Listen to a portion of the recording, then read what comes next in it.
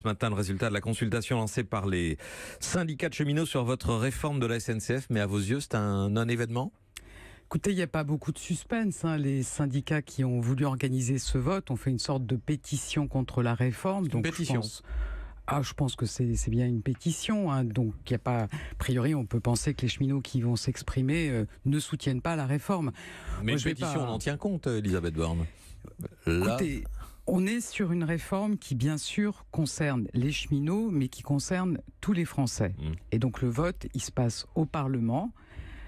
Je pense qu'on ne peut pas s'asseoir sur le fait que 80% des députés ont voté le projet de loi à l'Assemblée le mois dernier. Et donc le débat va se poursuivre au Sénat. Il démarre aujourd'hui en commission au Sénat.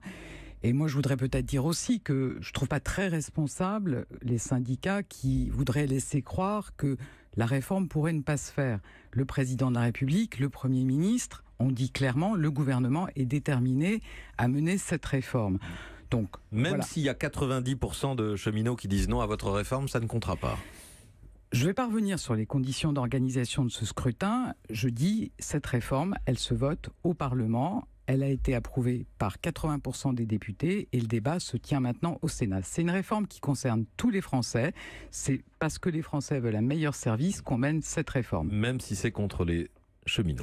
Cette réforme, elle n'est pas contre les cheminots, mais moi, je n'ai pas attendu cette consultation ou ce référendum pour savoir qu'il peut y avoir des questions et des inquiétudes.